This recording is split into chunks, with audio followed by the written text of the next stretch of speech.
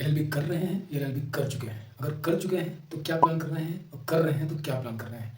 इन question के साथ शुरू होता है एक लीगल एस्पिरेंट की प्रोफेशनल स्टोरी। जब भी हम लॉ करने के लिए डिसाइड करते हैं तो बहुत सारे उसके पीछे के रीजन्स होते हैं कि कोई फैमिली इंस्पायर कर दिया, हमने लॉ में एडमिशन ले लिया, या किसी को देखकर हम इंस्पायर हो गए और हमने लॉ में एडमिशन ले लिया। सबसे जो अहम बात होती है कि लीगल स्टडीज़ के लिए हमें ये तय करना कि हमारा कंफर्ट जोन कहाँ होगा लॉ में। एलएलबी की डायमेंशन में बहुत सारे ऐसे पहलू होते हैं जो वक्त के साथ हमें सिखाते हैं कि काश हमने ये गलती नहीं होती तो हम यहाँ होते, या काश हमने वो गलती नहीं होती तो हम वहाँ होते। तो स्पष्ट बात यह है कि मैं अशोक आज आप लोगों को अपने फर्स्ट वीडियो में लॉ ग्रेजुएट्स या जो लॉ कर रहे हैं उनके लिए बेस्ट अपॉर्चुनिटी कैसे मिलेगी, उनके करियर में कौन से फील्ड में जाएंगे और कहाँ पे उनको दिक्कतें आती हैं लॉ लीगल थ्योरीज को पढ़ने या समझने में, ये सबसे बड़ा इशू है। तो हमें इस बात का सबसे पहले अंदाजा होना चाहिए कि हम लॉ जो कर रहे हैं उसका हमारा ऑब्जेक्टिव क्या है। अगर हमें ऑब्जेक्टिव नहीं पता है तो आप बिलीव करिए आप एक समय ऐसा पाएंगे कि हमारे पास लॉ लीगल फील्ड के लिए कोई मैप ही नहीं है कि हम किस दिशा में इसको लेके जाएं। बहुत सारी गलतियां लॉ ग्रेजुएट लॉ करते समय करते हैं, उनका फ्यूचर प्लान नहीं होता है और उन डिमोटिवेशन बहुत सारे लोगों द्वारा मिलता है कि यार वकालत में कुछ नहीं रखा हुआ है, कंपटीशन बहुत सारी भीड़ है, हम कहाँ जाएंगे। और बेसिकली ना जो रूरल एरिया से बच्चे लॉ करते हैं स्पेशली हिंदी मीडियम में, उनके अंदर बहुत सारा होपलेस होता है, बहुत सारा डीमोटिवेशन होता है। उसके पीछे कई सारी वजह है, हम उसके चर्चा करेंगे। और लीगल फील्ड में भारत का जो डाइवर्सिटी है वो बहुत ज़्यादा है according to the colleges. Bharat में लॉ में एडमिशन लेने के लिए बहुत सारे मोड हैं।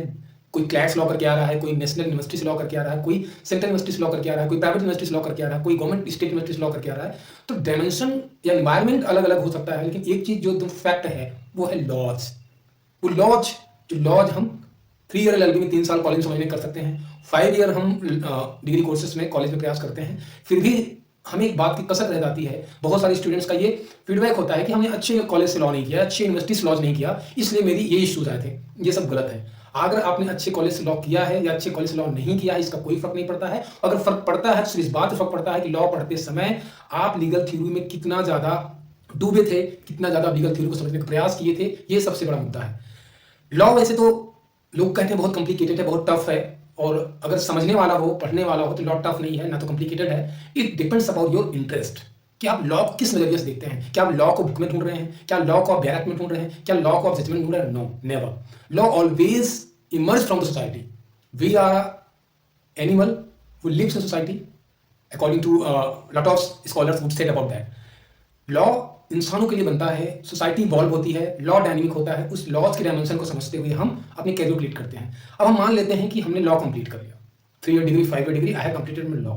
तो बहुत सारे स्टूडेंट की ये होता है कि हमने पहले से ही क्लियर कर रखा है कि हमें कहाँ जाना है। किसी जुडिशरी में जाना है, किसी को वकालत करनी है, किसी को कॉर्पोरेट लॉयर बनना है, किसी को प्रोफेसर बनना है, किसी को टीचर बनना है, किसी को बिजनेस करना है, किसी को पॉलिटिक्स में जाना है। ये तमाम सारे डायमेंशन एक साथ इकट्ठा होते हैं। बट कंफ्यूजिंग पॉइंट ये है कि उसमें बहुत सारे लोग ऐसे हैं जिनको ये नहीं समझ आता मेरी पोटेंशियल क्या है।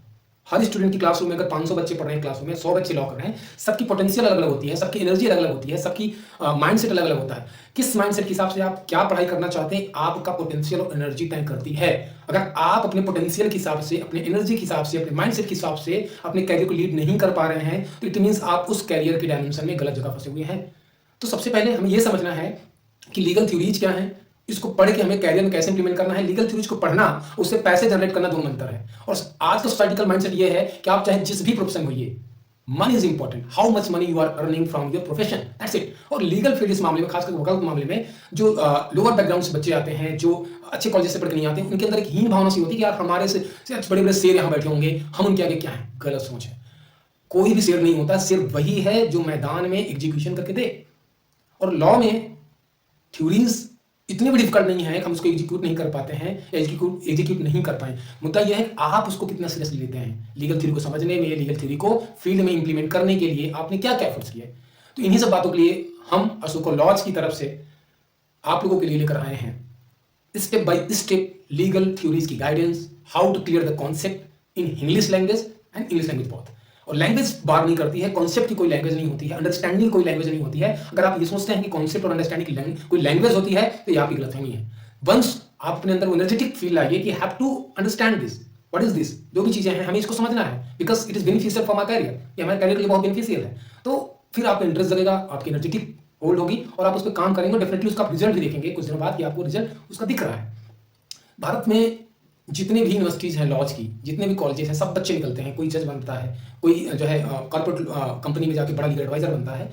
उन सबका इश्यूज़ सब एक ही है कि सबका अपना-अपना इंटरेस्ट है, सबकी अपनी स्ट्रेंथ है और उसी स्ट्रेंथ के हिसाब से वो लोग आगे अपने आप को लीड करते हैं। तो लीगल करियर में मैं आप लोगों की नेक्स्ट वीडियोज़ में स्टेप बाय स्टेप टॉपिक लेकर आएँगे और पढ़ेंगे। जो लोग जुडिशरी की तैयारी कर रहे हैं, उनके लिए कन्फ्यूजन होता है क्वेश्चन को अंडरस्टैंडिंग की। तो हमारा जो बेसिक मोटो है कि कैसे हम क्वेश्चंस के नेचर को समझें, decoding the questions of law asked in judicial examination by the various state exam conducted in various nature. So इन सारी चीज़ों का बहुत इंपॉर्टेंट बात ये होता है कि हम इनको अपने अकॉर्डिंग, अपने इन्वायरमेंट, अपने माइंडसेट के अकॉर्डिंग कैसे अपने आप को फिल्टर करें। तो नेक्स्ट वीडियो में हम लोग लीगल टॉपिक को लेकर के कोई थ्योरी को लेकर मिलते हैं। नमस्कार।